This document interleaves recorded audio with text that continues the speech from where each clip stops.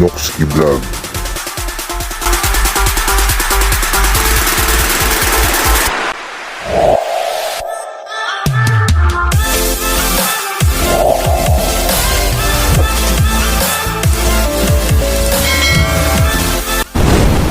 Noxky Vlog.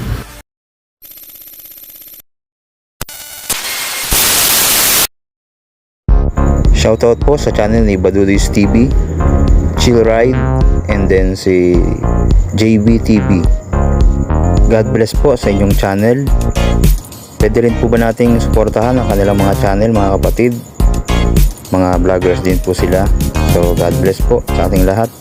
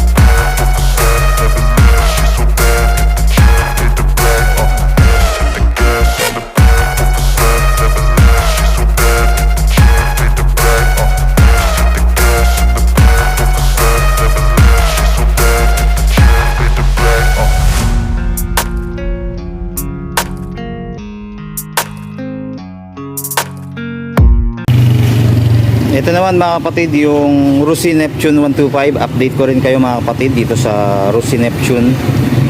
Ito naman ay kulay glossy yellow mga kapatid.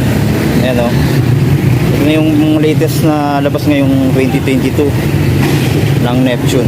Ayan yung binago sa kanya, yung decals. Ayan, maganda na yung decals nya. Sporty na yung design, no? Maporma din to mga kapatid, itong Rusi Neptune. Dati nga nung unang lumabas to, nakursunadahan ko siya eh. Kaso nga lang, nung time na yon wala akong trabaho kaya hindi ko nakuha. Pero ngayon ang ganda oh. Parang gusto mag-collection ng mga ganitong mga motor, no? Wow. Ito pala mga kapatid ay semi-automatic. Yung lumabas nila ngayong 2022, wala siyang clutch. Kasi dati yung unang mga lumabas ng Rusi Neptune, merong clutch, no? Meron ding semi-automatic. Pero ngayon, yung nilabas nila, puro semi-automatic lang mga kapatid. Isa ring maganda pala dito, digital na rin mga kapatid yung kanyang panel. Ayan. Hindi lang natin makita mga kapatid, hindi siya nakabukas, ano? Wala pang battery ito. Yan, sa mga switch naman okay din, maganda. Meron siyang high and low. Meron din siyang fast switch pala oh. Then choke, carburetor type mga kapatid. Signal light ito. Tapos yung busina niya, meron din palang hazard mga kapatid, no? Ayan, dinagdag nila dito, may hazard switch na rin mga kapatid. Tapos dito sa kabila, meron pa rin siyang kill switch. Ayan. Tapos yung bukasan ng ilaw, meron din. Then yung electric starter nya. Then sa throttle, okay din, malambot, no? Tapos ito yung preno sa harapan. Ayan. Tapos dito mga kapatid, oh, ang ganda ng design nya dito. Nagagandahan ako. May pagka carbon finish mga kapatid, pero hindi naman carbon yan. Carbon design lang. Tapos maangas mga kapatid yung design nya, yung mga edges nya dito. Para din siyang robot mga kapatid. Paano masabi? Tapos dito glossy to. Tapos meron siyang aerodynamics dito. Ayan, nakita natin. Tapos Euro 3 mga kapatid. Tapos sa kanyang headlight, ayan, naka halogen pa siya. Pero dito, ito yung nagpapaganda sa kanya mga kapatid. Pag gabi yan, ito yung pinaka park light niyan mga kapatid, na kulay puti. Ayan, maganda. Tapos dito na rin yung signal light, no? Kasama na rin sa loob. Ayun yung isang maganda dito. Tapos para siyang, kung titingnan natin siya, all eye mga kapatid, yung forma nito. Formang Quago mga kapatid. Ayos na ayos. Tapos dito naman naka-inverted fork mga kapatid. Ayan, maganda na kulay silver. Tapos sa fender maganda rin, sporty look. Tapos may medical siya dito. Then meron siyang ARPA dito, kulay dilaw. Tapos yan, meron pa rin ditong design mga kapatid na parang carbon finish na. Tapos sa disc brake, ayan, makikita natin halos magkatulad sila ng sa Rossi Flash 150. Yung laki niya. Nagkaiba lang mga kapatid yung sa sensor, wala siyang sensor na ganito. So yung sensor nito mga kapatid ay wire dito. So speedometer niya. Yan yung pinagkaiba naman ng Neptune sa Flash 150. Sa Flash 150 kasi, ayan, meron siyang ganito. Tapos dyan siya nakakonect mga kapatid, yung sensor. Then sa size naman ng gulong mga kapatid ay 80 by 80 by 17. Tapos naka-mags. Ayan yung latest na design ng mags niya, oh. Ganda. Tapos hindi pa siya naka-tubeless mga kapatid. Alam ko tube type pa lang to. Pero pwede natin pa-tubeless yan mga kapatid. Pwede po. Ayan yung kanyang makina. May breather na rin siya dahil Euro 3 mga kapatid. Kaya matipid na rin sa gas to mga kapatid. Tapos air cooled. Tapos meron 125 dito.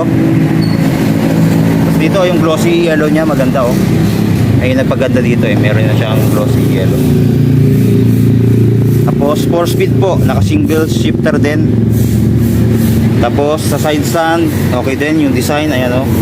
Ganda yung side stand nito, saka yung center stand, malaking bakal din yung ginamit. Tapos sa footrest niya, napiflip din mga kapatid sa driver oh. Ayan oh. Okay din. Tapos sa angkas, okay din, ayan oh. Tapos ang laki ng bracket niya oh, ganda ng design. Ayan. Tapos yung bukasan ng seat dito, ito yung pag-open niya. Tapos may emblem na Neptune dito. Ayan, yung napakaganda ng emblem ng Neptune ngayon. Ayan, no? Looks premium mga kapatid. Tapos naka monoshock din mga kapatid. Hindi ko alam kung adjustable to. Hindi natin masilip dun eh. Pero sana adjustable no, para maganda. Tapos dito meron din siyang mudguard pati dito kabilaan, unahan at sa likuran mga kapatid.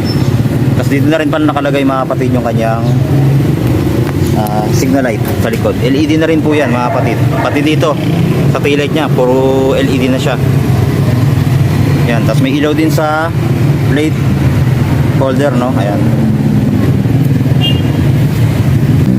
Tapos ang size ng gulong dito sa likod ay 110 by 70 by 17 na kapatid. Sana ginawa na nilang tubeless to. Ang ganda rin yung forma nito eh. Yan, may cover din sa chain drive. And then ayan nakalagay RF CX125. Tapos ang kanyang size ng sprocket dito sa likod natin makita.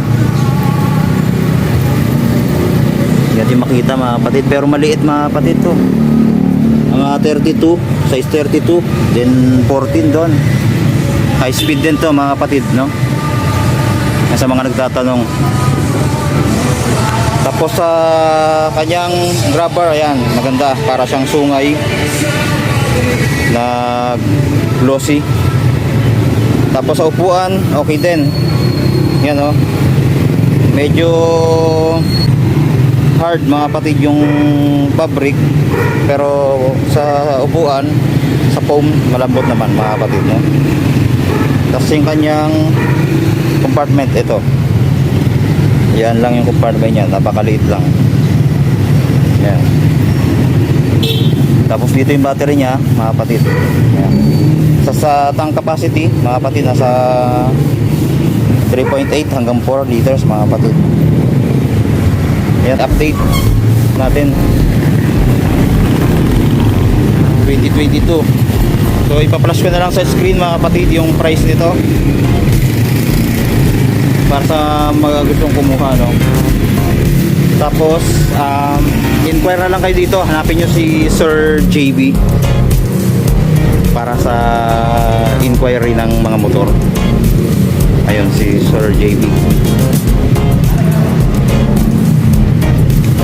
Punta natin.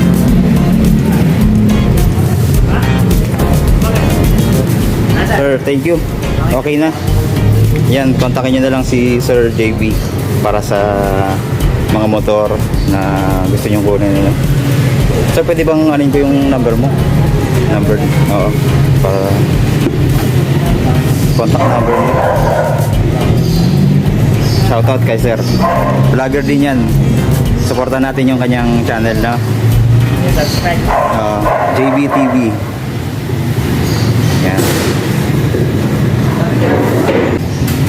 Punta na lang po kayo dito sa Lucy, Cora, Pampanga.